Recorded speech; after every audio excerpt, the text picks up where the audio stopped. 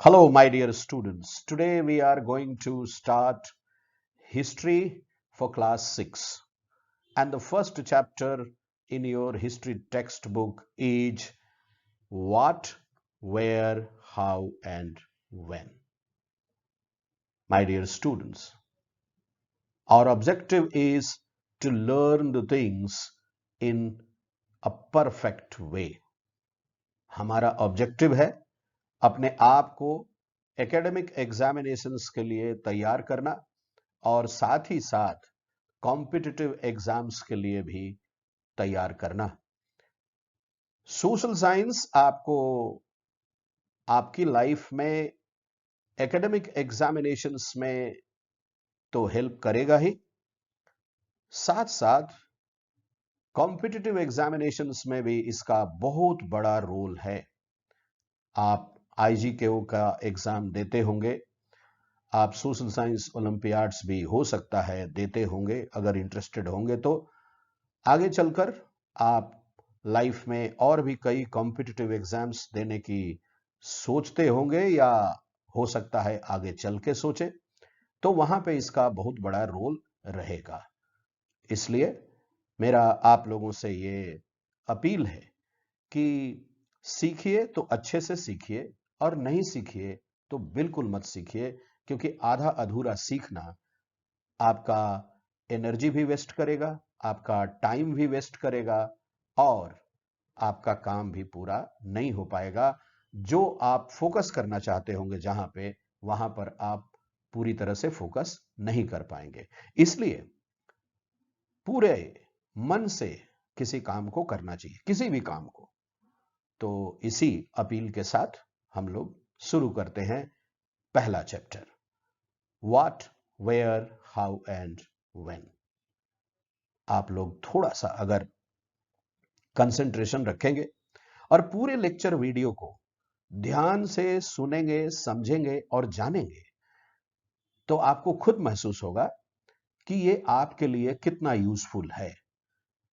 और आपके जो फीडबैक्स होंगे, आपके जो कमेंट्स होंगे, आपकी जो लाइकिंग्स और डिसलाइकिंग्स होंगी, वो हमारे लिए आगे के चैप्टर्स पर लेक्चर वीडियोस तैयार करने में मदद करेंगे। तो इसी के साथ आगे बढ़ते हैं। My dear students, history is called mother of all subjects. History को हर सब्जेक्ट की मदर कहते हैं। Mathematics has history, physics has history, chemistry has history, biology had history, geography has history, drawing, P, art, every subject has history. Hindi, English, Sanskrit, every subject has history. Even history has history. तो इतने important subject को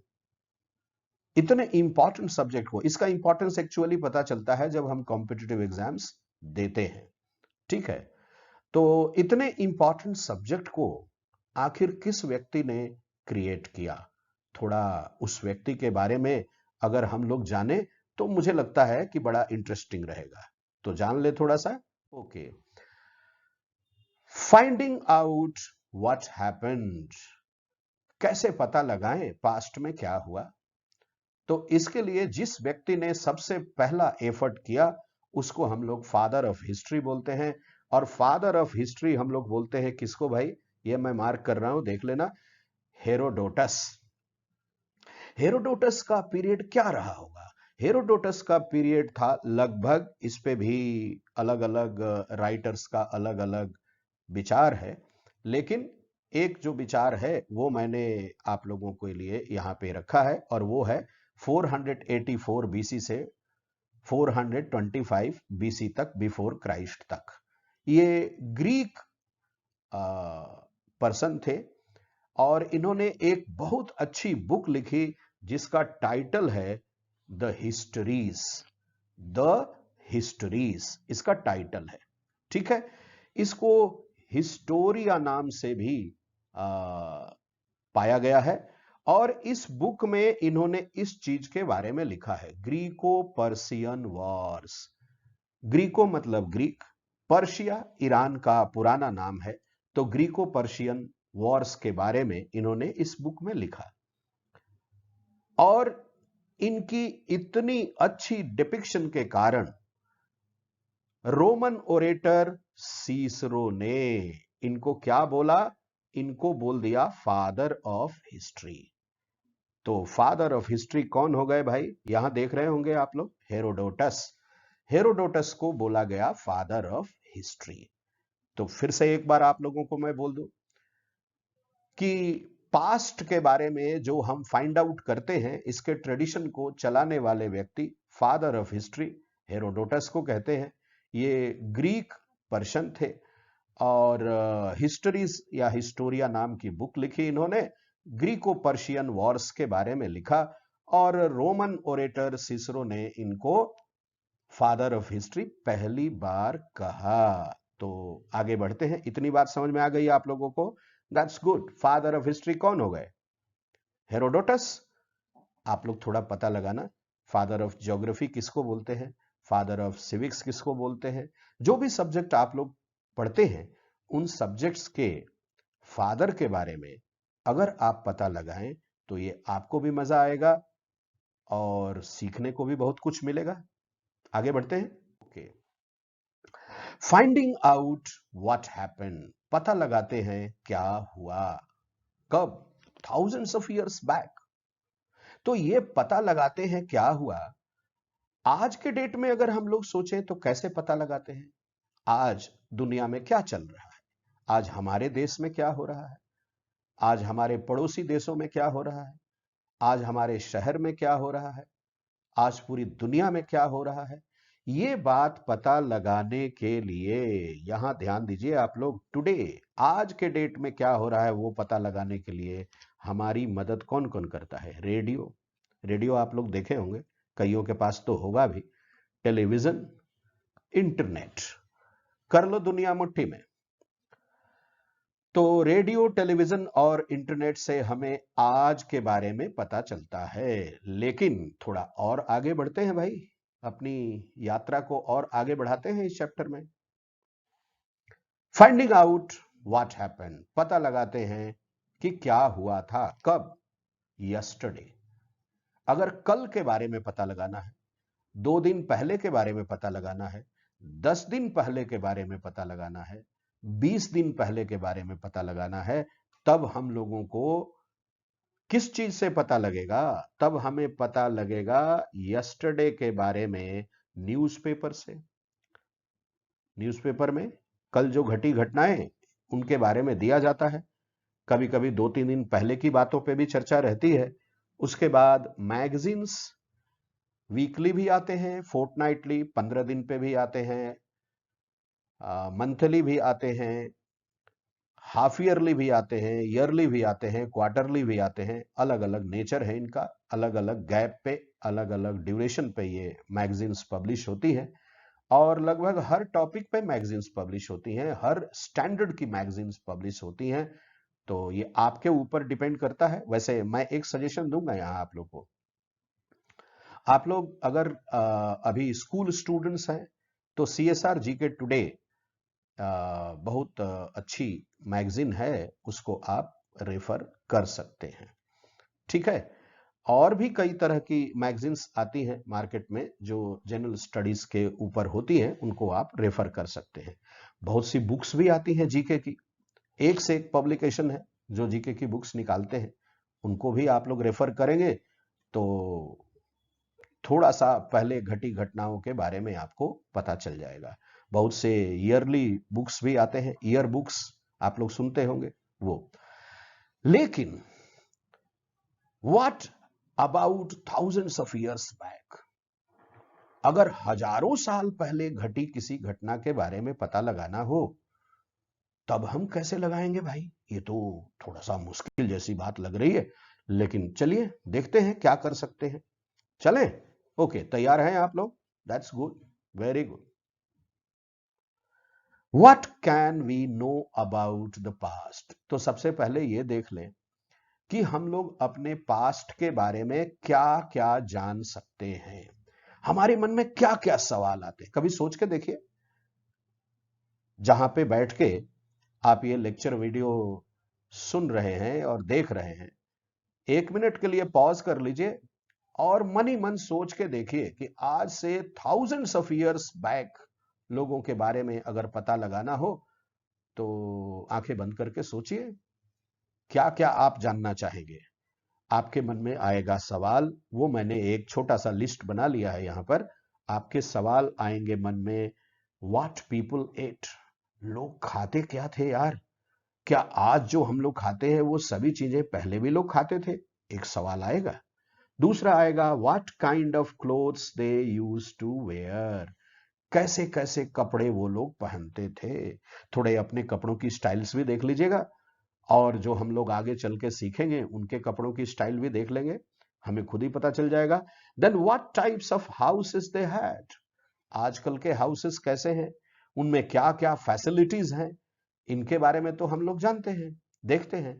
but thousands of years back कैसे कैसे घरों में लोग रहते थे, कैसी कैसी फैसिलिटीज उन घरों में होती थी, उनके बारे में यही कंपैरिजन है।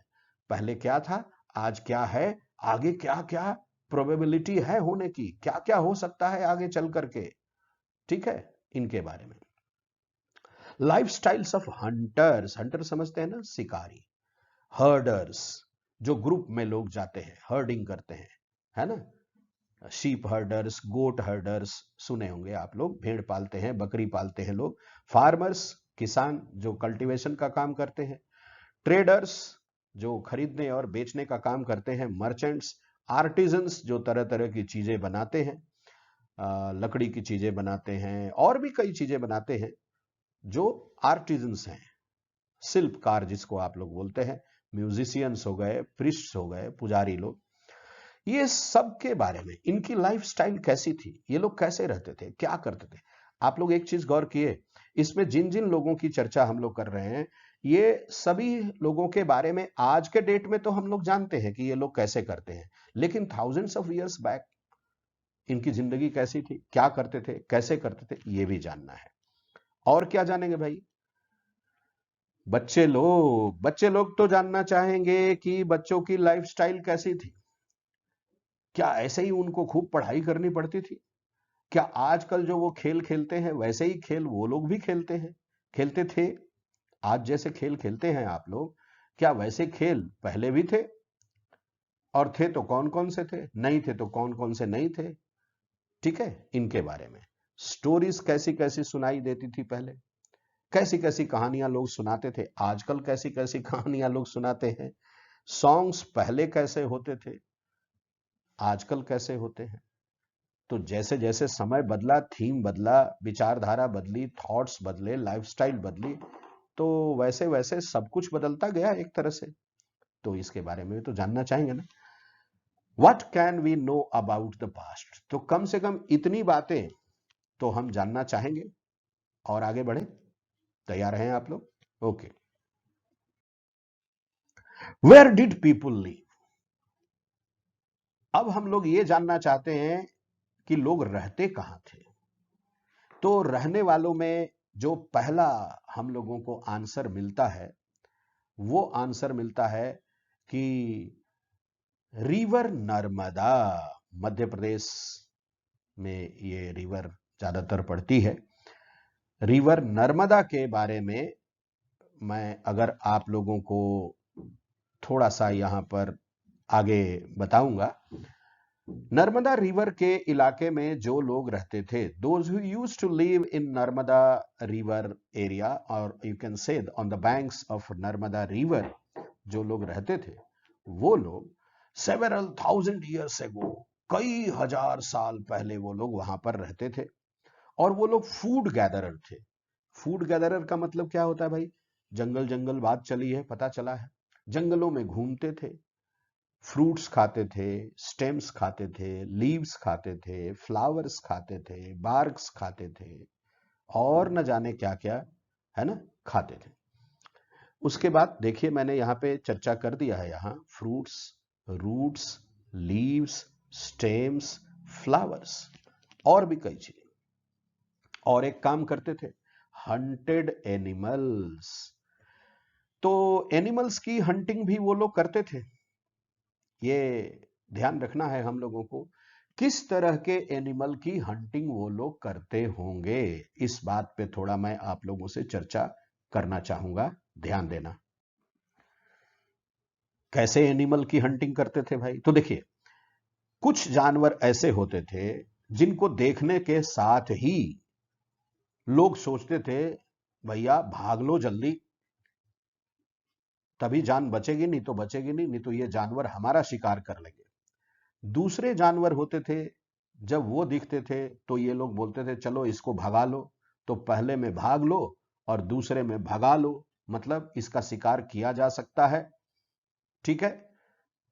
और तीसरा होता था कि न भग लो न भगा लो, इन जानवरों को अपने साथ ले चलो, इनको पाल लो, इनको पेट बना लो, इनसे मिल्क मिलेगा, मीट मिलेगा, और इनसे हम लोग क्या काम कर पाएंगे? सामान ढोने का भी काम कर पाएंगे, एग्रीकल्चर में भी ये हमारा काम देंगे, बहुत तरह से ये काम दे सकते हैं। तो हंटेड एनिमल्स। लेकिन जब हंटिंग करेंगे, ये वाले वर्ड पे आप लोग को ध्यान देना है, हंटिंग। जब हंटिंग करेंगे, हम शिकार करेंगे, तो शिकार तो हम लोग केवल मीट के लिए करेंगे, बाकी चीजों के लिए नहीं करेंगे, है ना? शिकार किसके लिए करेंगे? हंटिंग किसके लिए करेंगे? मीट खाने के लिए। अब ये बात है, देखिए, जब तक फायर डिस्कवर नहीं हुई तब तक तो कच्चा खाते थे, और जब फायर का डिस्कवर हो गया तो पकाकर खाने लगे। ये बात भी आप लोग को क्लियर हो गई होगी। ओके, आगे बढ़े। ठीक। नर्मदा रिवर की चर्चा अभी हम लोगों ने की, तो मैं आपको दिखाना चाहता हूं कि नर्मदा कहाँ है। ये तो हम लोगों के देश का नक्शा हो गया, मैप हो गया, और ये है नर्मदा। मैंने लिखा है यहाँ पे नर्मदा रिवर। और नर्मदा रिवर कहाँ है भाई? चल रहे हैं हम लोग नर्मदा रिवर, नर्मदा रिवर, ये आ गए नर्मदा रिवर। ये जो हम जा रहे हैं ना, ये है नर्मदा रिवर, यहाँ पे लिखा हुआ है नर्मदा रिवर, दिख गया आप लोग को? ये नर्मदा रिवर लिखा है। तो नर्मदा, नर्मदा कहां से निकली? यहां से निकली, आके कहां पे गिर गई भाई? ये क्या लिखा है? अरेबियन सी। ठीक है, अरेबियन सी में गिरी। मुझे उम्मीद है कि आप लोगों को मैप में डायरेक्शन समझ में आता होगा। अगर आता है तो बल्ले बल्ले, और नहीं तो यहां देख लीजिए नीचे, ये हो गया नॉर्थ, ये हो गया साउथ, ये हो गया ईस्ट, ये हो गया वेस्ट।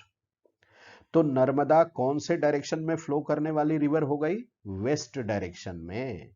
और नर्मदा के ठीक नीचे देख लीजिए आप लोग, ताप्ती भी है, ये भी वेस्ट फ्लोइंग है। तो पूरे साउथ इंडिया में, थोड़ा सा एक्स्ट्रा भी सोच सीख लेंगे तो कोई दिक्कत तो है नहीं, तो पूरे साउथ इंडिया में अगर हम ऐसे देखें तो साउथ की मैक्सिमम रिवर्स आपको मिलेंगी कहां पे भैया? कौन से डायरेक्शन? East flowing. सिर्फ नर्मदा और तापी ही मिलेगी जो कहां पे है? वेस्ट फ्लोइंग है, वेस्ट फ्लोइंग है, पश्चिम दिशा की ओर बहती है, अरेबियन सी में जाती है। क्लियर हो गया? तो यही वो नर्मदा रिवर है जिसके किनारे की बात हम लोग चर्चा कर रहे थे, कि यहां पर जो लोग रहते थे वो एनिमल्स की हंटिंग करते थे। क्या चीज के लिए हंटिंग करते थे भाई? मीट के लिए। मीट किस लिए? खाने के लिए। और किस लिए? आगे बढ़ते हैं। Where did people live? लोग कहां रहते थे? तो दूसरे स्टेप में हम लोग आते थे। पहले स्टेप में हम लोगों ने चर्चा किया किस चीज का? पहले स्टेप में हम लोगों ने चर्चा किया नर्मदा का। अब हम लोग करते हैं सुलेमान एंड किरथूर हिल्स का। सुलेमान हिल्स ये नॉर्थ वेस्ट में पड़ेगा, और किरथर हिल्स भी नॉर्थ वेस्ट में, दोनों आसपास में है। फिर से बता रहा हूं मैं, ध्यान देना, ये है नॉर्थ, ये नॉर्थ, ये साउथ, ये ईस्ट, ये वेस्ट। तो मैंने क्या कहा? सुलेमान और किरथर हिल्स कहां पे है भाई? नॉर्थ वेस्ट में, यानी ये डायरेक्शन में पड़ेंगे। तो इसको ध्यान रखना है, आगे मैप आएगा तो उसमें मैं बताऊंगा। इस एरिया के लोगों में क्या बात थी? Main and women first started growing crop. Growing crop का मतलब क्या बोल सकते हैं हम लोग? कह सकते हैं एग्रीकल्चर। एग्रीकल्चर यहां शुरू हुआ, अच्छी बात है। किस चीज की खेती करते थे भाई? व्हीट की खेती होती थी, बार्ली यानी जौ की खेती होती थी कितने साल पहले? तो 8000 ईयर्स अगो, 8000 साल पहले। ठीक है। और जब मेन एंड वेमेन व्हीट और बार्ली ग्रो करते थे तो जाहिर है कैटल रियरिंग भी होती होगी। कैटल रियरिंग क्या क्या होती थी? Cows for milk, bulls agriculture ploughing, ठीक है, और सामान ढोने के लिए भी, शीप्स भेड़ पालते थे किस लिए भाई? आप लोग समझते हैं, मीट के लिए भी और मिल्क के लिए भी। गोट, इनका भी वही हाल था, इनका भी पालन पोषण उसी लिए होता था। और कहां रहते थे? तो विलेजेस। इसका मतलब 8000 ईयर्स तक में, आज से 8000 साल पहले विलेजेस डेवलप हो गए थे, माने विलेजेस बन गए थे और फैमिली लाइफ शुरू हो गई थी। आप में से कई लोग फैमिली का डेफिनेशन जानते भी होंगे, अगर नहीं जानते हैं तो मैं आपको बता दूं, mother, father and their unmarried children. Mother, father and their unmarried children, they are together called a family. इसको हम लोग न्यूक्लियर फैमिली भी बोल देते हैं। अगर 3-4 यानी एक से ज्यादा अगर 1+ न्यूक्लियर फैमिली अगर रहती है तो अब हम लोग उसको बोल देते हैं ज्वाइंट फैमिली। ये हो गया न्यूक्लियर फैमिली, यानी mother, father and unmarried children, husband, wife and their unmarried children, क्या बोले इसको, न्यूक्लियर फैमिली। और अगर दो या दो से ज्यादा, 2 और मोर देन 2 न्यूक्लियर फैमिलीज एक साथ रह रही हैं तो उनको हम लोग बोल दे रहे हैं क्या चीज? Joint family. इतनी बात क्लियर हो गई। तो अब हम लोग को क्या देखना है इंडिया के मैप में कि सुलेमान माउंटेन या सुलेमान हिल्स या किर्थर हिल्स कौन से डायरेक्शन में है। तो थोड़ा दिखा दें आप लोग को, चलिए भाई दोनों पहाड़ियों पे घूम लेते हैं हम लोग। ये देखिए सुलेमान, यहां किर्थर, यहां कहां भाई? ये है किर्थर हिल्स और ये है सुलेमान। मैंने क्या कहा था? नॉर्थ वेस्ट का डायरेक्शन। ये हो गया नॉर्थ, ये हो गया साउथ, ये ईस्ट, ये वेस्ट, तो ये हो गया ना नॉर्थ वेस्ट। तो नॉर्थ वेस्ट का डायरेक्शन हो गया। और यहां पे सुलेमान और किर्थर हिल्स, ये इस एरिया में रहते थे लोग। फैमिली लाइफ यहां डेवलप हो चुकी थी, है ना। और फैमिली के लिए सिविक्स में आप लोग पढ़ेंगे कि marriage is the most important element required for family, that is marital relation between a man and a woman. And then we will come to know कि their main function of a family is to carry forward generation, पीढ़ी को आगे बढ़ाना, ये इसका सबसे बड़ा काम होता है। आगे बढ़ते हैं, एक और जगह की यात्रा करेंगे। तो हम लोग कहाँ थे पहली बार में? हम लोग कहाँ थे भाई? पहली बार में हम लोग यहाँ पे थे, नर्मदा रिवर का इलाका घूमे थे, ठीक है। एग्रीकल्चर की बात आई थी और उसके बाद हम लोग आ गए अब यहाँ पे। तो यहाँ की यात्रा भी पूरी हो गई, अब थोड़ी यात्रा आगे बढ़ाते हैं। Okay, where did people live? तीसरे पड़ाव पे चलते हैं हम लोग।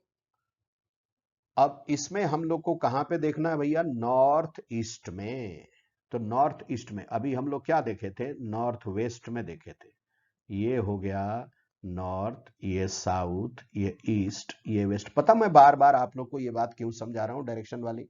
इसलिए कि आप लोग इस चीज को भूले नहीं, आप लोग इस चीज को भूले नहीं, इसलिए मैं इसको बार बार बता रहा हूं, ठीक है। तो ये इलाके में हम लोग घूमे थे। सबसे पहले हम लोग यहाँ नर्मदा की बात किए, फिर यहाँ किर्थर और सुलेमान की बात किए। अब हम लोग आ रहे हैं यहाँ पे, ये यहाँ पे आ रहे हैं, ठीक है। गारो हिल्स, गारो खासी जयंतिया नॉर्थ ईस्ट में सुने होंगे आप लोग, नहीं सुने होंगे तो अभी बता रहे हैं, ठीक है। तो गारो हिल्स की चर्चा करेंगे। ये किस लिए फेमस था भाई? ये था एग्रीकल्चर। यहाँ थोड़ा सा स्पेस देना चाहिए था मुझे, है ना, एडिटिंग का गड़बड़ी है ये, तो इसको कर लेंगे। Agriculture developed. कहां पे एग्रीकल्चर डेवलप हुआ भैया? तो गारो हिल्स में भी एग्रीकल्चर था, नर्मदा एरिया में भी एग्रीकल्चर था। यहाँ फैमिली लाइफ डेवलप हो गई, मतलब एग्रीकल्चर यहाँ भी था। तो सुलेमान माउंटेन ये हो गया, किरथर हिल्स, सुलेमान हिल्स, ये नर्मदा, और ये तो हो गया अभी की यात्रा हमारी। ये है यात्रा नंबर 1 ये था, यात्रा नंबर 2 ये था, यात्रा नंबर 3 ये है। आगे बढ़ते हैं, ठीक है। अब आप लोग को ले चले हम गारो हिल्स, जहां पर एग्रीकल्चर डेवलप हो चुका था। चले, ओके। ये आ गया गारो हिल्स। अब देखिए फिर से वही डायरेक्शन की बात समझा रहा हूं, है ना, और समझा करके ही दम लेना है। तो ये हो गया क्या चीज, नॉर्थ ईस्ट, और ये आ गया गारो। यहां पर एग्रीकल्चर डेवलप हो चुका था, इस बात को जानना है। याद रखिए, ये है ब्रह्मपुत्रा रिवर, इधर से आ रही है गंगा रिवर, ये गंगा, ये आ रही है गंगा, इधर से सोन आके मिल गई, इधर से चंबल है, फिर ये यमुना है, ये बढ़ते बढ़ते धड़ाम तो यहां पर इसकी खेती होती थी, मतलब एग्रीकल्चर डेवलप हो चुका था। तो ये भी आप लोग का क्लियर हो गया, ठीक है। मैं फिर से एक बार बता रहा हूं, सबसे पहली यात्रा हमारी क्या थी, नर्मदा, उसके बाद ये था किरथर एंड सुलेमान, था ना, और उसके बाद कहां पे पहुंचे थे हम लोग, किरथर और सुलेमान के बाद, बता दीजिए आप लोग। हाँ, तो उसके बाद हम लोग हो गए गारो। अब आगे बढ़ते हैं, let's go ahead. Vindhya range, where did people live का अगला पड़ाव विंध्या रेंज, सेंट्रल इंडिया में ये पड़ता है। आप में से अगर किसी ने भी गौर किया होगा तो ये देखा होगा, जाना होगा कि विंध्या रेंज जो है वो नर्मदा नदी के ठीक ऊपर में है। ऊपर है मतलब नॉर्थ में है। ये हो गया नॉर्थ, ये साउथ, ये ईस्ट, ये वेस्ट। यहां पे नर्मदा, तो समझ लो ये नर्मदा ऐसे आके गिर रही है, तो इसके ठीक ऐसे जा रहा है विंध्या रेंज, इसी की बात। तो इस एरिया में किस चीज की खेती, राइस की खेती। Rice was first grown to the north of the Vindhyas, Vindhya range के नॉर्थ में। थोड़ा देख लेते हैं विंध्या रेंज के नॉर्थ का इलाका, और क्लियर हो जाएगा हमारा। ये हो गया, देखो ये नर्मदा रिवर चली, चलो भैया आके यहां गिर गई। ये हो गया ताप्ती रिवर, और उसके बीच में देखना नर्मदा और ताप्ती के बीच में सतपुड़ा रेंज है, और उसके नर्मदा के ऊपर में यानी नॉर्थ में, यानी ये वाला, ये विंध्या रेंज है। तो हमने क्या पढ़ा था कि विंध्या रेंज में यानी कहां पे, विंध्या रेंज के नॉर्थ में। तो विंध्या रेंज का नॉर्थ वाला इलाका तो ये हुआ ना। इस इलाके में बहुत अच्छी खेती होती थी, किस चीज की, राइस की, क्योंकि चंबल भी है, तो फर्टिलिटी तो थी, इरिगेशन की अच्छी सुविधा थी, तो यहां होती थी खेती। आगे बढ़ सकते हैं, good. Where did people live का अगला पड़ाव है इंडस रिवर और उसकी ट्रिब्यूटरीज। अब ट्रिब्यूटरीज क्या होता है भाई, मान लो ये एक रिवर इस डायरेक्शन से इस डायरेक्शन में फ्लो कर रही है। अब कोई एक रिवर आके इसमें यहां मिल गई, एक यहां मिल गई, यहां मिल गई, तो मेन रिवर कौन है, ये, इसको मेन रिवर बोलेंगे। और बाकी जो रिवर बीच बीच में आके इससे मिल रही हैं उनको बोलेंगे ट्रिब्यूटरीज, वो इसको ट्रिब्यूट दे रही हैं, है ना, अपना पूरा वाटर इसको ट्रिब्यूट के रूप में दे रही है। तो ये कब की बात हम लोग कर रहे हैं भाई, हम लोग कर रहे हैं 4700 ईयर्स अगो, 4700 साल पहले की बात। अर्लीस्ट सिटीज, हड़प्पा, मोहनजोदड़ो, चन्हुदरो, लोथल, ये सब। अब आते हैं 2500 ईयर्स एगो, ठीक है, 2500 ईयर्स एगो में सिटीज जो थे वो डेवलप हो चुके थे on the bank of Ganga river and it's tributaries. Ganga की एक बहुत ही अच्छी ट्रिब्यूटरी मानी जाती है सोन रिवर। सोनपुर का मेला बड़ी फेमस है, बहुत फेमस है, पूरा वर्ल्ड फेमस है ना। किस चीज के लिए मालूम है, एनिमल फेयर है ये सोनपुर का। आप लोग कभी इस पे सर्च करके देखना, जानकारी पाके देखना, यूजफुल है ये, कॉम्पिटिटिव एग्जाम्स में भी बहुत आता है। तो इंडस वैली, एक और मजे की बात बताऊं, any river has two banks but no money. किसी भी रिवर के दो दो बैंक होते हैं लेकिन पैसा नहीं होता। ठीक है, नो मनी टना टनी, यस मनी फना फनी। तो ये बात इनमें है। आगे बढ़ते हैं हम लोग। ये इंडस वैली का ही एक तरह से रूप है। आगे हम लोग इसकी चर्चा करेंगे। इंडस वैली, ये हो गई इंडस वैली। ये देखिए, ये इंडस वैली आके अरेबियन सी में गई। ठीक है, अब इसमें 5 फेमस नदियां आके मिलती हैं। 5 फेमस रिवर्स, 5 रिवर्स। पंज आब मतलब हो गया पंजाब। तो ये हो गई झेलम, ये हो गई चेनाब, ये हो गई रावी, ये हो गई सतलुज, ये हो गई ब्यास, और ये हो गए टोटल 5। ये आके मिल गए किसमें? इंडस में। तो ये इंडस का जो प्लेन एरिया है ये भी बहुत फेमस था। इधर सिटीज डेवलप हुई, हड़प्पा, मोहेंजोदड़ो, और ये हो गई गंगा। ये तो आप लोग जानते हैं, इधर भी सिटीज डेवलप हुई। क्लियर है यहां तक? गुड। नॉर्थ साउथ फिर बता दूं एक बार? ठीक है, ये हो गया नॉर्थ, ये साउथ, ये ईस्ट और ये वेस्ट। ये हो गया नॉर्थ वेस्ट, ये हो गया नॉर्थ ईस्ट, ये हो गया साउथ वेस्ट, और ये हो गया साउथ ईस्ट। और इसको तो हम लोग सेंटर कर दिए। ठीक है, समझ गए बच्चे लोग? Good, very good. आगे बढ़ते हैं अब। Where did people live? Ganga का इलाका चर्चा करेंगे अभी हम लोग इसके बारे में अच्छे से। ये है गंगा, और इसकी ट्रिब्यूटरीज कौन है भैया?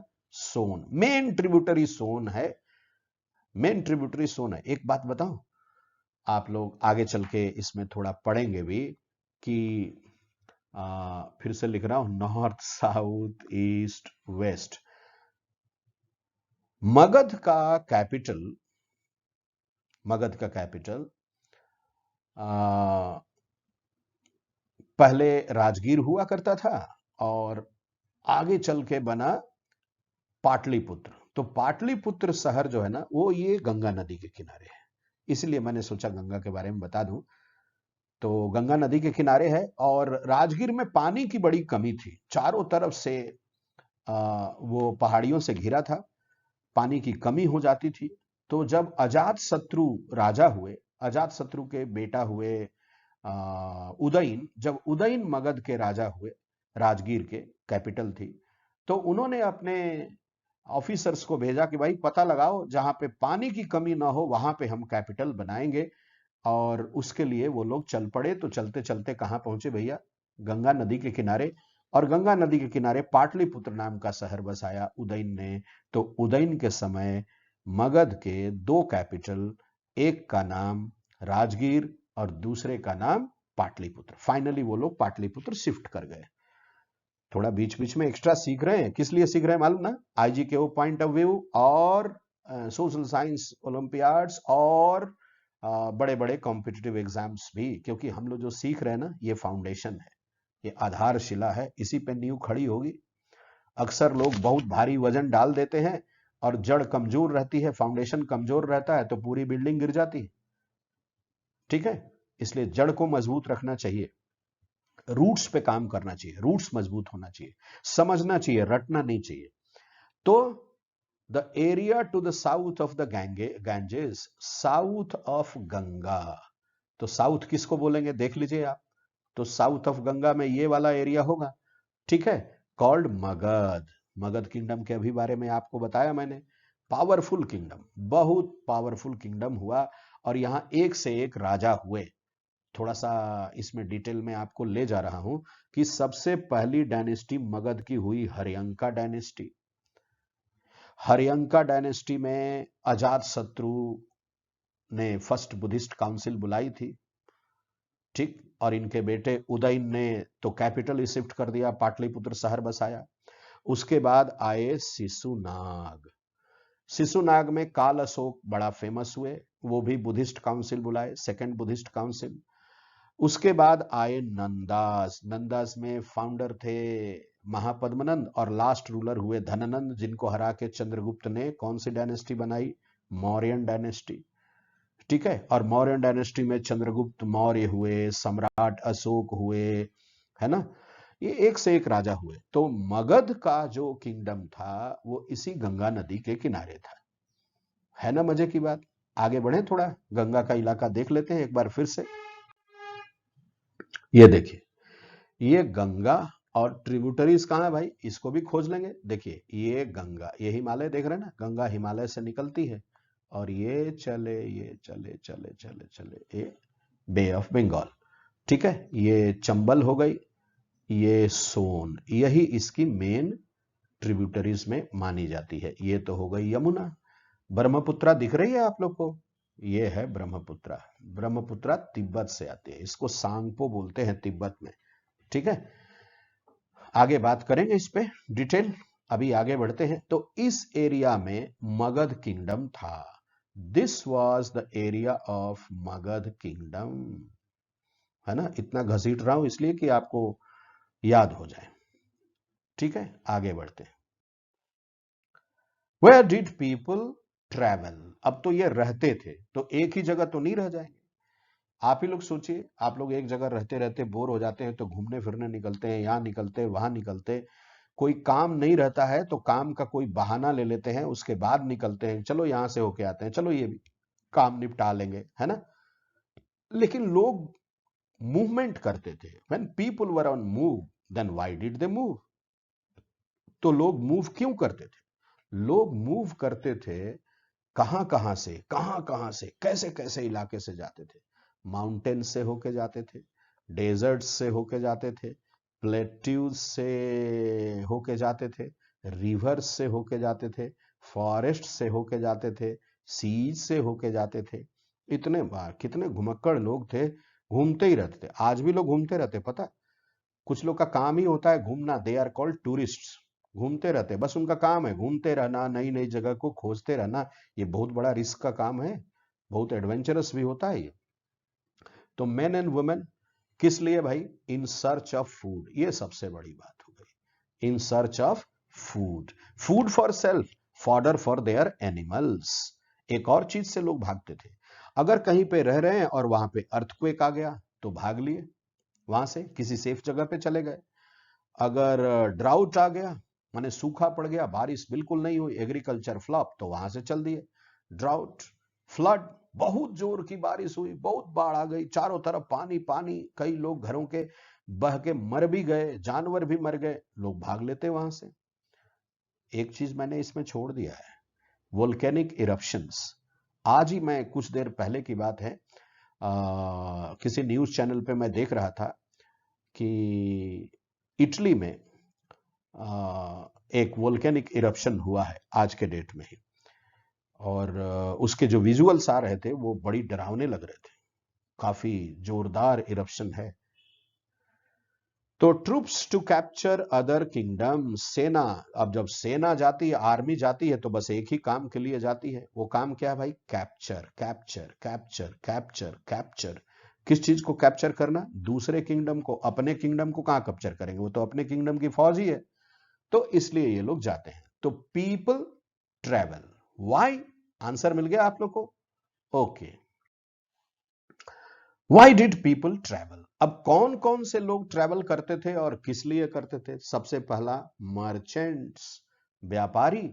ये किस लिए ट्रेवल करेंगे? खरीदेंगे या बेचेंगे। अपना सामान लेके जाएंगे, बेच देंगे, जो अपने यहां नहीं होता होगा उसको लेके आएंगे। कैसे चलते थे भाई? कारवांस में, ग्रुप में। शिप्स से भी जाते थे लोग। और क्या काम करते थे? एक ही काम था, बिजनेस। खरीदो और बेचो, और खरीदने और बेचने के पीछे ऑब्जेक्टिव एक ही होता है। वो क्या होता है भाई? लिख दे रहा हूं, PROFIT, है ना। ये बहुत जरूरत वाली चीज है। उसके बाद रिलीजियस गुरुज या रिलीजियस टीचर्स, ये लोग अपने विचारों का प्रचार करने के लिए एक जगह से दूसरी जगह जाते थे। गौतम बुद्ध, महात्मा बुद्ध भी घूम घूम करके प्रचार किए थे अपने धर्म का। हर धर्म वाले, है ना। वर्धमान महावीर ने भी खूब जगह जगह जाके लोगों को शिक्षा दी थी। जितने भी सोशल रिलीजियस रिफॉर्मर्स होते हैं, जितने भी गुरुज होते हैं, टीचर्स होते हैं, उनका काम ही है ज्ञान बांटना, आइडियाज, नए आइडियाज देना। तो इसके लिए तो इनको ट्रेवल करना पड़ेगा, ठीक है। बिकॉज एक बात कही जाती है, आप लोग भी हमेशा याद रखना, people will not reach you, you need to reach people. जरूरत आपको है तो आपको लोगों तक जाना पड़ेगा, जिन लोगों से आपको जरूरत है उन लोगों तक आपको जाना तो पड़ेगा, तभी आपका काम होगा, होगा कि नहीं, ठीक है ना। कुछ भी खरीदना है, कुछ भी लेना है, तो जहां से वो चीज मिलेगी वहां जाना तो पड़ेगा। कभी कभी कुछ देने भी जाना पड़ेगा, कभी कभी कुछ लेने भी जाना पड़ेगा, जाना तो पड़ेगा, इसके बिना नहीं होगा। वाई डिड पीपुल ट्रेवल में एक अगली बात आती है, ट्रेवलर्स। कुछ लोग का काम होता है, जिज्ञासु लोग होते हैं ये, है ना, ये घूम घूम करके बस पता लगाते रहते हैं वहां पे नया क्या हो रहा है, वहां पे नया क्या हो रहा है। तो इनका कारण क्या होता है भाई, देखिए मैं घेर रहा हूं इसको, द स्पिरिट ऑफ एडवेंचर। ये लोग चैन से बैठ नहीं सकते, जंगल जंगल बात चली है, पता चला है, बस घूमते रहो घूमते रहो घूमते रहो घूमते रहो, रुको मत, है ना। ऐसे लोग ये मानते हैं कि जिंदगी चार दिनों का मेला है, तो किस लिए झमेला है ना, जहां मन वहां जाओ, है ना, रमता योगी बहता पानी, जहां शाम वही बिहान, जहां जगह मिली सो गए, जहां मिला खाना खा लिए, बस घूमते रहे, ना किसी से कुछ लिया ना किसी को कुछ दिया, बस नेचर को देखना है, नेचर की ब्यूटी को देखना है, और नई नई चीजों को डिस्कवर करना है, और उन चीजों के बारे में लिखना है, लिख करके पूरी दुनिया को उन चीजों के बारे में बताना है, ये इनका काम होता है। डिस्कवरर्स, वास्को डिगामा का नाम आप लोग आगे चल के सुनेंगे, एक पोर्टुगीज ट्रेवलर था जिसने पता लगाया हम लोगों के देश तक आने का सी रूट, पोर्टुगल से इंडिया आने का सी रूट वास्को डी गामा ने पता लगाया था, वास्को डी गामा ने, कब, 1498 में, ठीक है। कालीकट के राजा उस समय जमोरिन हुआ करते थे, उन्हीं के दरबार में ये पहुंचा था। Driven by the spirit to discover new places, ये डिस्कवरर्स लोग इस काम के लिए चलते हैं, ये इनका मेन ऑब्जेक्टिव होता है ना, ये इसी चीज से इंस्पायर होकर घूमते हैं। उस जगह जाओ जिस जगह कोई गया नहीं है, ऐसी जगह को खोजो, है ना। आप लोग अगर गौर करेंगे तो पवन पुत्र हनुमान, रामचरितमानस में आप लोगों ने सीरियल में भी देखा होगा, हनुमान जी ने लंका का पता लगाया था है ना, देखे है ना आप लोग सीरियल में, ठीक।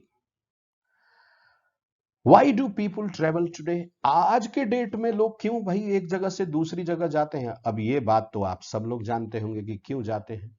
तो people from different parts of the world came to the Indian subcontinent and settled. Indian subcontinent, Bharat के इलाके में आए और यहां पर सेटल कर गए। किस लिए आए, कुछ डिस्कवरर्स आए, कुछ ट्रेवलर्स आए, कुछ टीचर्स आए, कुछ गुरुज आए, कुछ ट्रेडर्स आए, कुछ मर्चेंट्स आए, ठीक है, ऐसे ही लोग आए, सब लोग आए अपना, ठीक है। This process enriched our culture, इससे हमारा कल्चर क्या होता गया, मिक्स कल्चर होता गया। मिक्स्ड कल्चर, आप लोग शर्ट पहनते हैं, टी शर्ट पहनते हैं, टाई पहनते हैं, कोट पहनते हैं, हैट पहनते हैं, कुर्ता पाजामा पहनते हैं, ये सारी चीजें क्या है, अगर आप सोच के देखेंगे ना कौन चीजें इंडिया में कहां से आई, तो पता चलेगा कि बहुत सी चीजें विदेश से आई हैं। हमारे देश में जो लोग भी आके रहे, सेटल करे, कुछ लोग वापस चले गए, जो रह गए उनसे हम लोगों ने सीखा, उन लोगों ने हम लोगों से सीखा, यही तो प्रोसेस चलता है।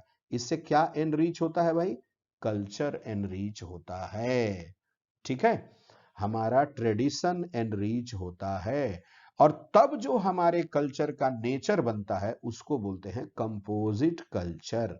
कंपोजिट कल्चर का मतलब क्या हुआ, मिक्स्ड कल्चर। हमारे इंडियन कल्चर में किसी एक कल्चर का वैल्यू नहीं है, हमारे कल्चर में कई कल्चर के वैल्यूज हैं।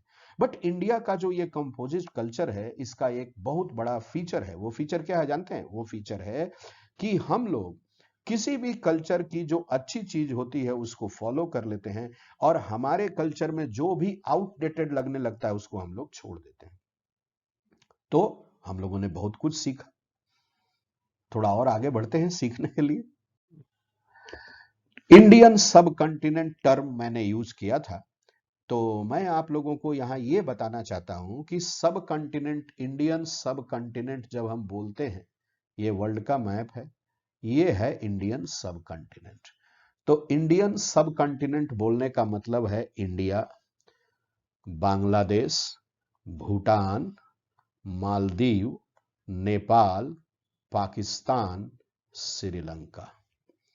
ये सबको मिला के एक साथ हम लोग कह सकते हैं, अगर एक साथ बोलना होगा तो इंडियन सब कॉन्टिनेंट। ठीक है।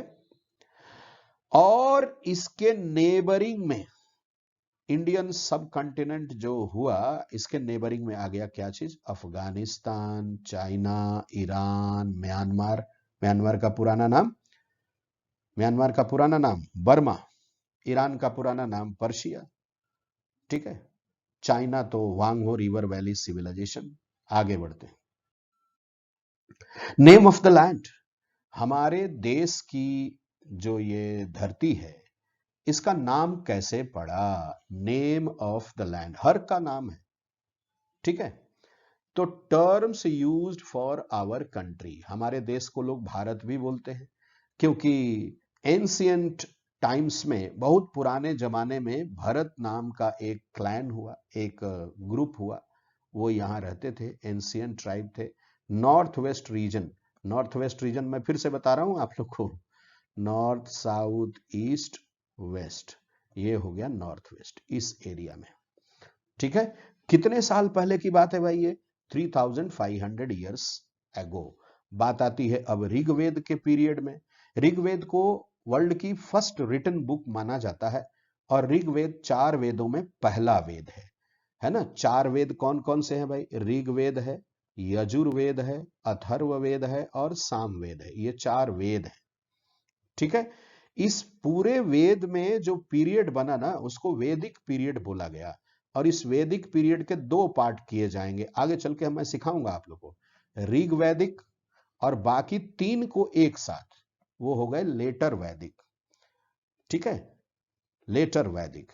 आप लोग गायत्री मंत्र पढ़ते होंगे, ओम भूर्भुवः स्वः तत्सवितुर्वरेण्यं भर्गो देवस्य धीमहि धियो यो नः प्रचोदयात्। ये ऋग्वेद से लिया गया है। जितने भी देवी देवताओं के मंत्र हैं, मैक्सिमम ऋग्वेद से हैं। ठीक है। ठीक है। ओके। तो वैदिक हो गया ये नेम ऑफ द लैंड। थोड़ा और आगे बढ़ते हैं। आज के डेट में terms used for our country India, ये एक्चुअली ये नाम बड़ा तरीके से डेवलप हुआ। The land to the east of Indus river. Indus river का मैंने आप लोग को बताया था, है ना। ये इंडस रिवर है, अरेबियन सी में आके गिरती है। तो इंडस रिवर के कौन से इलाके को बोलते हैं भाई? ईस्ट। तो ये ईस्ट हो गया, ये नॉर्थ, ये साउथ, ये ईस्ट, ये वेस्ट। तो इंडस रिवर के नॉर्थ वाले इलाके को इंडिया बोला गया। ठीक है। इंडस ये हुआ।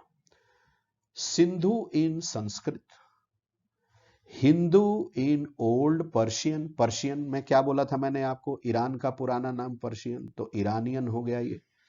2500 ईयर्स एगो ईरानियंस आए। देखिए ये हो गया पर्शिया, ईरान, है ना। इनको इंडोज, हिंदूज नहीं बोलने आता था तो हिंदोज बोलते थे। ग्रीक लोग क्या बोलते थे? इंडोस।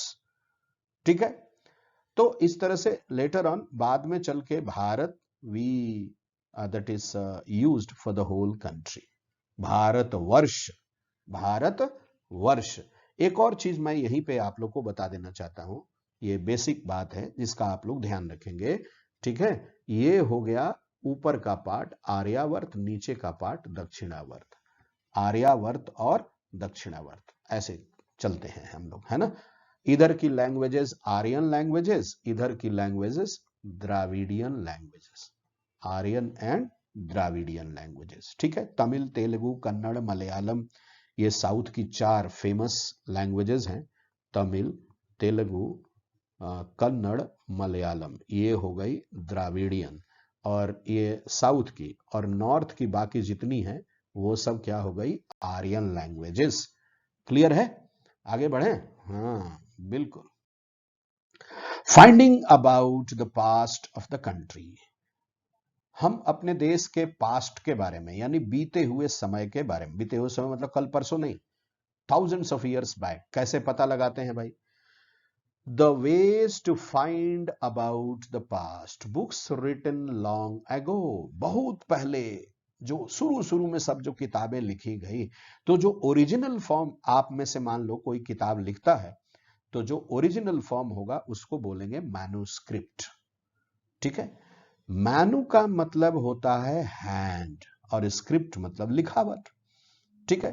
तो मैन्युस्क्रिप्ट मतलब हाथ से जो लिखी गई बात है, ओरिजिनल फॉर्म ऑफ राइटिंग जो है किसी भी बुक का, वो मैन्युस्क्रिप्ट है। तो पाम के लीव्स पे पहले लिखा जाता था, ये एग्जाम्पल है ना? बार्क ऑफ बर्च भी लिखा जाता था, उसका भी ये एक एग्जाम्पल है।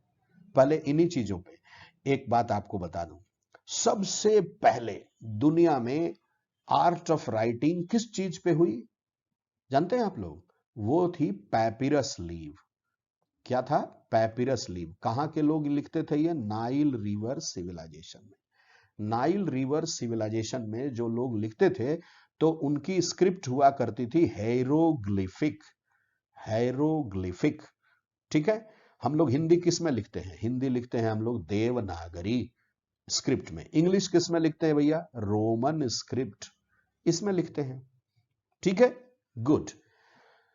तो आगे बढ़ते हैं। Finding about the past of the country, manuscripts, है ना? Original writings written by hand. तो मैन्युस्क्रिप्ट्स मिलते थे। कहां पे मिले मैन्युस्क्रिप्ट्स? इनको कहां पे सेफ रखा गया था? मोनेस्टरीज में, जहां साधु संत लोग, मॉन्क्स वगैरह रहते थे। टेम्पल्स में रखा गया था, क्योंकि यहां पे डर के मारे कोई छुएगा नहीं। भगवान से तो सब डरते हैं, तो इसलिए कोई छुएगा नहीं। यहां सेफ्टी की संभावना सबसे अच्छी थी, इसीलिए रखा गया, और कोई बात नहीं थी, है ना? तो ऐसा माना जाता था कि इनको जो चुराएगा वो भगवान से भी उसको डर नहीं है। तो ऐसे में अब क्या कर सकते हैं? सब्जेक्ट मैटर क्या होता था उस जमाने में? जो बुक्स लिखी जाती थी वो ज्यादातर साइंस के बारे में होती थी, मेडिसिन के बारे में होती थी, रिलीजियस बिलीफ्स के बारे में, धार्मिक विचारधारा के बारे में होती थी, धार्मिक प्रैक्टिसेस, कहां कहां पे पूजा कैसी होती है, यज्ञ कैसे होता है, सेक्रीफाइस कैसे होता है, बाकी सब के बारे में, है ना? और लाइफ ऑफ रूलर्स, यहां स्पेस छोटा है, लाइफ ऑफ रूलर्स, राजाओं की जिंदगी कैसी थी उसके बारे में। ठीक है? एपिक्स, प्लेस, पोएम्स, ये लिखे जाते थे। प्लेस का मतलब नाटक, है ना? क्रिकेट बैडमिंटन नहीं। पोएम्स, कविताएं। ठीक है? कविताओं में आप लोग अभी अगर 6 क्लास की या बाकी जो लोग आगे क्लासेस में हैं, कॉम्पिटिटिव एग्जाम्स के लिए जो सीख रहे हैं, उनके लिए जैसे कि कई राजाओं के बारे में लोगों ने कविताएं लिखी हैं, अच्छे अच्छे कवियों ने कविताएं लिखी हैं, है ना? उनके माध्यम से भी हम लोगों को हिस्ट्री सीखने को मिलती है। खूब लड़ी मर्दानी वह तो झांसी वाली रानी थी, सब कहते हैं कुंवर सिंह भी बड़ा वीर मर्दाना था, लाल छितिपाल छत्रसाल महाबाहुबली, कहाँ लो बखान करो तेरी करवाल को, है ना? साहितन सीवराज करनी करी है तैजु होत है अचंभ देव कोटियो 33 को, पावत न हेरे तेरे जस में हिरान निज, गिरी को गिरी सहेरे गिर जा गिरीश को। शिवाजी का बखान, राजा छत्रसाल का बखान, ये लोग करते थे। तो पोएम्स भी लिखी जाती थी, प्लेज भी लिखे जाते थे, और एपिक्स तो आप लोग जानते हैं, धर्म ग्रंथ लिखे जाते थे। आगे बढ़ते हैं। Finding about the past of the country, हम अपने देश के पास्ट के बारे में कैसे पता लगाते हैं? तो ये जितने भी स्क्रिप्ट्स हैं, है ना, लिखावटें हैं, जितनी भी चीजें मैन्युस्क्रिप्ट्स मिले हैं हम लोग को, वो 3 में मिले हैं। प्राकृत, ये ऑर्डिनरी लोगों के लिए था। संस्कृत, बहुत पढ़े लिखे लोग ही संस्कृत पढ़ते थे, सिर्फ ब्राह्मणों को ही अलाउ था। और तमिल, पीपुल इन साउथ, तमिल लैंग्वेज के लिए एक वर्ड आप आगे आप लोग पढ़ेंगे, वो होगा संगम लिटरेचर। ये तमिल लैंग्वेज के जितना भी लिटरेरी फॉर्म्स में चीजें अवेलेबल थी सबको मिला के एक संगम कराया गया। संगम मतलब एक असेंबली बुलाई गई, है ना, और उसमें सभी फॉर्म ऑफ लिटरेचर को कंपाइल किया गया, कलेक्ट किया गया, ताकि इधर उधर ना हो जाए। It was a very nice effort by the Tamil scholars. Okay, in fact they initiated a very good thing. बहुत अच्छी चीज की उन लोगों ने शुरुआत की। इसलिए किसी किसी समय कोई कोई राइटर उस पीरियड को संगम लिटरेचर पीरियड भी बोल देते हैं तमिलनाडु के लिए। ठीक है, आगे बढ़ते हैं। Finding about the past of the country. कैसे भाई? तो इंस्क्रिप्शंस, इंस्क्राइब करना मतलब खोद खोद के लिखना। कहां पे लिखते थे लोग? Writing on relatively hard surface, इसको बोलते हैं इंस्क्रिप्शन। एग्जाम्पल्स क्या है भाई? स्टोन्स पे कार्व करके लिखना, मेटल्स पे इंस्क्राइब करके लिखना। ठीक है, अब इनका मिटने का संभावना बड़ा कम होता था, इसलिए लोग इस पे लिखवाते थे। बाकी चीजों पे लिखवाने से लोग को चांस था कि चीजें मिट जाएं, लेकिन इस पे तो कम ही चांस था। Rulers got important things inscribed, जो बहुत जरूरी चीजें होती थी उसको स्टोन्स पे या मेटल्स पे इंस्क्राइब करवाते थे लोग, है ना। सी, रीड, फॉलो टू, तीन उनका ऑब्जेक्टिव था। इसको देखिए, इसको पढ़िए, और हो सके तो इसको फॉलो भी कीजिए। इसको देखिए, इसको पढ़िए, और लगे अच्छा तो फॉलो भी कीजिए, नहीं लगे तो मत कीजिए। Rulers got their victories recorded by court scholars. हर राजा के दरबार में कुछ दरबारी कवि लोग होते थे, राइटर लोग होते थे। उनका काम होता था, राजा डेली डेली जो भी काम कर रहा है उनको रिकॉर्ड करते जाना। रिकॉर्ड मतलब टेप रिकॉर्डर में नहीं, मोबाइल में नहीं। रिकॉर्ड करने का मतलब वहां था लिखना। उन लोग का काम था राजा के डेली रूटीन को, एक तरह से वो लोग राजा के लिए डायरी लिखते थे, आप ऐसा बोल सकते हो। तो वो लिखते रहते थे। इसमें लिखवाने के मामले में अशोक को बहुत आगे माना जाता है ना। अशोक, ये जो सामने आप देख रहे हो, ये अशोक का इंस्क्रिप्शन है। कहां से लिया गया है? ये कंधार से। कहां पे है? कंधार। कंधार, काबुल, ये सब अफगानिस्तान में है। आगे बढ़े। Okay, writing on hard surface, advantages क्या थे? मेटल्स पे, रॉक्स पे लिखने का क्या एडवांटेज था? इसको इंसेक्ट नहीं खाएंगे। कागज पे लिखोगे, कीड़े मकोड़े खा गए, खत्म। पानी पड़ा, गल गया, खत्म। हालांकि कागज तो उस समय था भी नहीं, तो इंसेक्ट्स नहीं खा सकते, कुड नॉट ईट अवे। दूसरा, विंड से नष्ट नहीं होगा, वाटर से भी ये नष्ट नहीं होगा, सनलाइट से भी इसको कोई डैमेज नहीं होगा। ठीक है, ये एग्जाम्पल सामने है। ब्राह्मी स्क्रिप्ट में ये लिखा गया है, दिस इज ब्राह्मी स्क्रिप्ट। ये अशोकन पिलर से लिया गया। कहां से? सारनाथ। सारनाथ कहां पे है भैया? यूपी, उत्तर प्रदेश। उत्तर प्रदेश को ब्रिटिश पीरियड में बोला जाता था यूनाइटेड प्रोविंसेस। याद रखना, सारनाथ किस लिए फेमस है? अशोकन पिलर। और सारनाथ एक और बात के लिए फेमस है। किस लिए फेमस है भैया? सारनाथ फेमस है, भगवान बुद्ध ने अपना पहला उपदेश यहीं पर दिया था, सारनाथ में। ठीक है, और भगवान बुद्ध ने जब पहला उपदेश दिया तो उस घटना को क्या बोला गया था मालूम है? उसको बोला गया था धर्म चक्र महाप्रवर्तन। धर्म चक्र महाप्रवर्तन। तो हम लोग भी आगे बढ़ते हैं, देखते हैं। आर्कियोलॉजी एंड एक्सकवेशन, खुदाई होती है मिट्टी में, जहां भी संभावना होती है, चांसेस होते हैं कि यहां पे कोई सिविलाइजेशन हो सकती है, वहां खुदाई होती है। तो वहां पे खुदाई जब होती है तो कौन लोग करते हैं? जो लोग करते हैं उनको आर्कियोलॉजिस्ट बोलते हैं। ठीक है, और वो आर्कियोलॉजिस्ट क्या काम करते हैं? एक्सकावेशन करते हैं। दो तरह से एक्सकावेशन होता है, ध्यान से देखना इस पिक्चर में। दो तरह का होता है। एक देखो, ये नीचे की तरफ हो रहा है, इसको हम लोग बोलते हैं वर्टिकल एक्सकावेशन। और एक देखो, ये यहां से लेके यहां तक ये पूरा हो रहा है, तो इसको बोलते हैं हॉरिजॉन्टल। वर्टिकल एक्सकावेशन जो होता है, जो वर्टिकल एक्सकावेशन होता है, इससे पता चलता है एज का। शहर जो है या कुछ भी है, वो उसका एज क्या रहा होगा। और जो हॉरिजॉन्टल होता है उससे पता चलता है एक्सटेंट का। किस चीज का पता चलता है? एक्सटेंट का, कितनी दूर में फैला था, इसका पता चलता है। क्या क्या मिलते हैं? सबसे पहली चीज मिलती है ऑब्जेक्ट्स।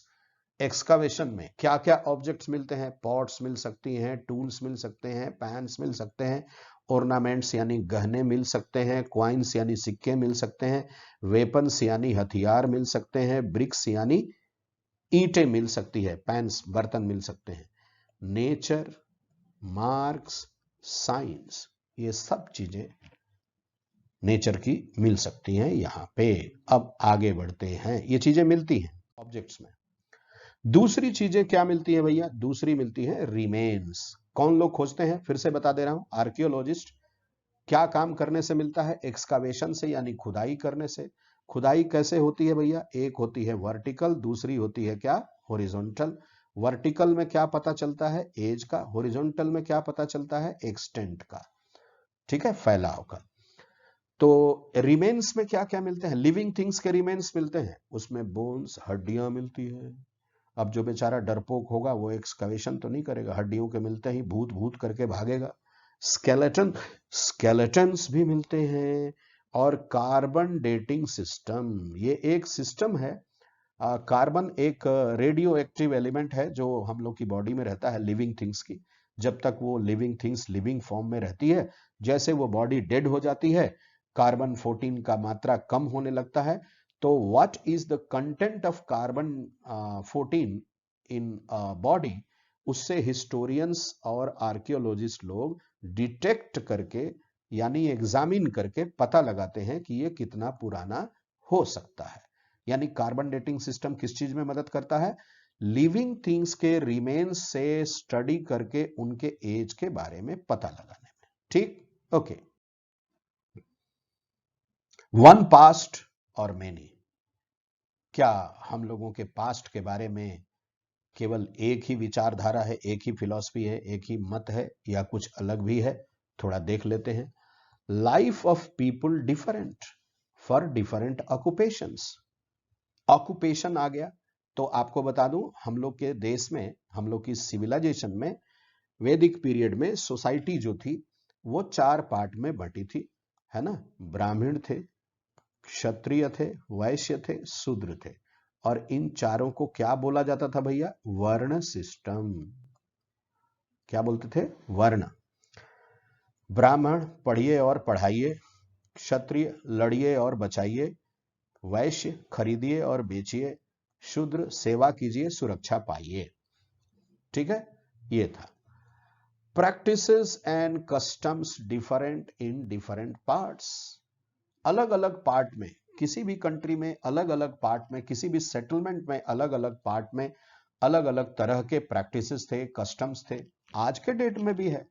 आपके घर में कस्टम कुछ और है, आपकी जो रिलेटिव्स हैं क्लोज, उनके यहाँ कुछ और है, ऐसा होता है। उसके बाद रूरल पार्ट, जो गांव के इलाके थे, जो शहर नहीं हो रहे थे, गांव थे अभी भी, वहां फिशिंग था, हंटिंग था, फार्मिंग था और कैटल रियरिंग था, जानवरों को पालना। अर्बन एरिया यानी जो शहर बन रहे थे, वहां क्या था? Supply of things required. Supply of things required में क्या आ जाएगा? खरीदना और बेचना, ये आ गए वैश्य। ठीक है। राजा लोग, they used to keep records of different happenings. ये राजा लोग ही करवाते थे, उनके किंगडम में कहां पे क्या कैसी घटना घट रही है, हर चीज का काम बताया ना। कोर्ट में जो स्कॉलर लोग होते थे, उनका काम होता था यही सब लिखते रहना। Now other did not keep their records. तो उनको समझने में हम लोग को आर्कियोलॉजी हेल्प करती है। आर्कियोलॉजी मतलब जो लोग क्या करते हैं? एक्सकावेशन करते हैं। कैसा एक्सकावेशन? वर्टिकल या हॉरिजॉन्टल। आगे बढ़ते हैं। What do dates mean? थोड़ा डेट्स के बारे में आप लोग ध्यान दे लेना। यहां पे dates before birth of Christ are counted backward. Backward का मतलब हो गया 5 4 3 2 1, 5 4 3 2 1, ऐसा होता था counting before Christ. Generally we add BC, before Christ. Dates after birth of Christ are counted forward, मतलब 1 2 3 4 5। ठीक है, ये वाला हो गया BC, ये वाला हो गया AD। ठीक है, AD, Anno Domini, the year of the Lord Christ in Latin, Latin language है ना। Sometimes we use CE in place of AD। AD की जगह पर क्या यूज कर दिए भाई? CE। और BC की जगह पे क्या यूज कर दिए? BCE। ठीक है। कभी कभी हम लोग कॉमन एरा CE भी यूज करते हैं और BCE भी यूज करते हैं बिफोर कॉमन एरा के लिए, और कुछ लोग तो स्टाइल मारने के लिए बिफोर प्रेजेंट भी यूज कर देते हैं। बट कॉमन मैं आपको बता दूं कि हम लोग AD या BC ही यूज करते हैं। ठीक है, ओके। डेसिफरमेंट, ये क्या होता है? जो पुरानी लैंग्वेजेस थी, पुरानी साइंस थे, पुराने स्टाइल में जो लोग लिखते थे आज से 8000, 4000, 5000 ईयर्स बैक, उनको पढ़ेंगे कैसे? तो वो जो साइन, जो स्क्रिप्ट यूज करते थे, उसमें जो डिफरेंट साइंस होते थे, उनको हम लोग को समझना होता था। जैसे ये यहां पे देखिएगा, ये लिखा हुआ है फिश। क्या लिखा है? ये फिश लिखा है, फिश। ये इसमें देखिए, ये मेसोपोटामिया हो गया, है ना? ये बॉयप्ट हो गया इजिप्ट का, ये इजिप्ट है नाइल रिवर बैंक पे, है ना? ये चाइना का हो गया। अब ये ऊपर में देख लीजिए, ये अलग अलग चीजों के नाम लिखे हैं, बर्ड है, फिश है, बर्ड है, एग्स है, एरो है, बॉटल है। इसको कैसे लिखते थे? इसी साइन लैंग्वेज को जो पढ़ता है, जो डिकोड करता है, और जैसे डिकोड करने का जो आर्ट है, उसी को, जो प्रोसेस है, उसी को बोलते हैं डेसिफरमेंट। A process by which scholars understand inscriptions, scripts and languages which were written several hundred years ago in the past but have changed over time। उसी को क्या बोलते हैं? डेसिफरमेंट। क्लियर हो गया? आगे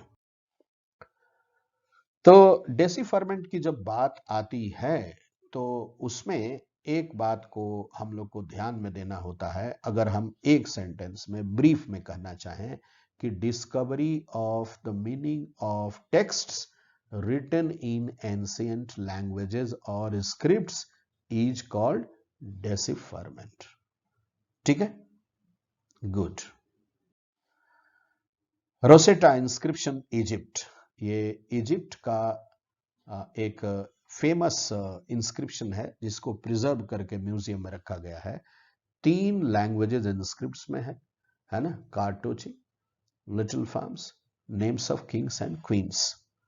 इस बात पर इसमें ध्यान दिया गया है। ये आप लोग के लिए रेफरेंस के लिए है।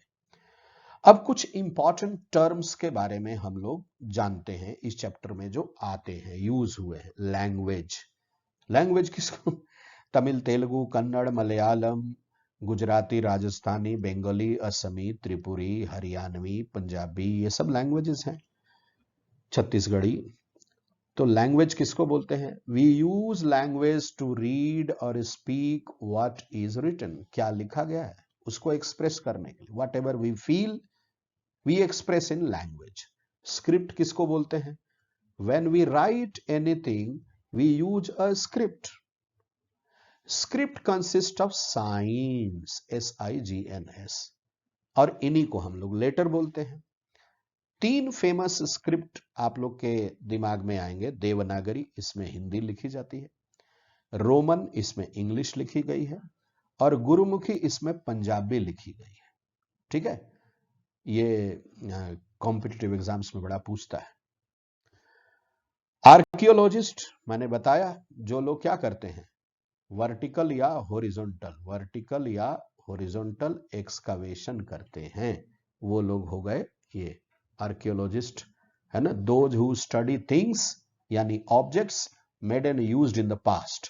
Calligraphy, art of beautiful handwriting, खूब सुंदर सुंदर लिखना। आप लोगों में से कई लोग आर्ट ऑफ ब्यूटीफुल हैंडराइटिंग यानी कैलीग्राफी कॉम्पिटिशन्स में पार्टिसिपेट भी करते होंगे, and that is very good.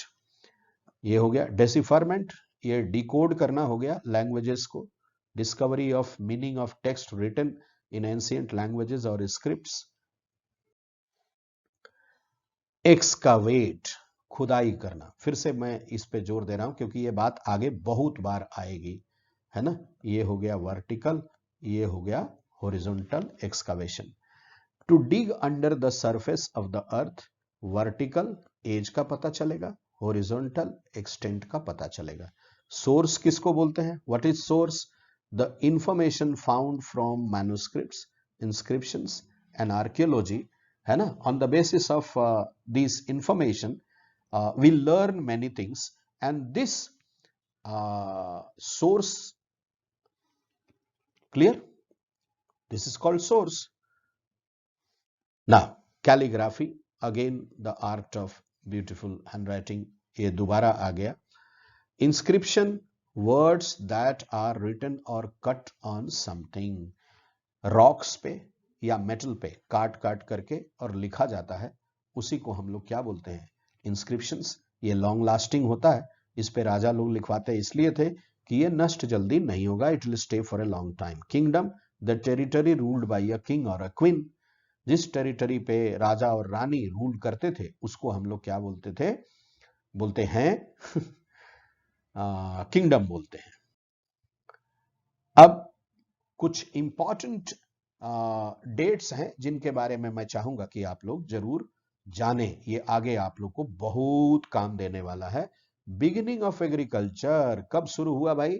आज से 8000 years back. First CTs on the Indus river कब शुरू हुआ भाई? 4700 ईयर्स बैक। इंडस रिवर, ये देखिए, ये Indus river. Cities in the Ganga Valley, a big kingdom in Magad, 2500 years back from today. और द प्रेजेंट, आज के बारे में, आज तो 2021 चल रहा है, एडी बोलिए या सी बोलिए, ठीक है। इतनी बात समझ में आ गई? थोड़ा आगे भी देखते हैं। तो ये बहुत जरूरी बातें थी इस चैप्टर की। डिस्कवर ऑन योर ओन, ये मैंने सोचा कि आप लोग जब लेक्चर वीडियो ये पूरा देख लेंगे, समझ लेंगे, तो आप थोड़ा सा एक्सरसाइज भी कर लेंगे। और आपके लिए क्वेश्चन है कि what happened in the past hundreds of thousands of years ago. तो अभी जो हम लोगों ने डिस्कशन किया, यही डिस्कशन ही इसका आंसर है।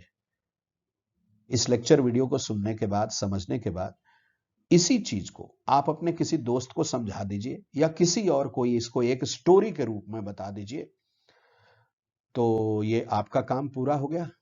याद रखना, अगर आप कोई चीज किसी से शेयर करते हो, किसी को आप अपना नॉलेज शेयर करते हो, तो आपके लिए वो रिवीजन होगा, और जिसके साथ आप शेयर कर रहे हो उसके लिए वो लर्निंग होगा। इसलिए शेयर करने में कभी हेजिटेशन नहीं होना चाहिए। वी मस्ट शेयर, हमें शेयर जरूर करना चाहिए। नॉलेज शेयर तो जरूर करना चाहिए। जितना ज्यादा आप नॉलेज शेयर करेंगे उतना ज्यादा आपको फायदा है, ठीक है।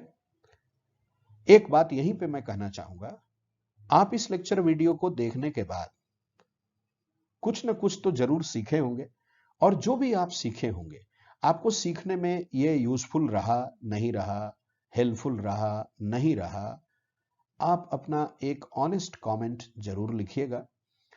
और क्योंकि उसके बेस पर हम लोग आपके लिए और ज्यादा सीखना कंफर्टेबल बनाने की कोशिश करेंगे, ठीक है। हाँ, एक बात है, वो ये कि हम वही करना चाहेंगे जिसमें हमारी समझ से आपके लिए आसान हो सकता है सीखना, रटना नहीं। हमारा फोकस वो नहीं होगा जो आपको फोर्स करे कि आप रट लो, हमारा फोकस होगा कि आप समझ लो। रटना कम पड़े, समझना ज्यादा पड़े, ये ऑब्जेक्टिव हम लोग नहीं छोड़ेंगे, है ना। तो एक संदेश है आप लोगों के लिए, ठीक है, बिकॉज लाइफ इज वेरी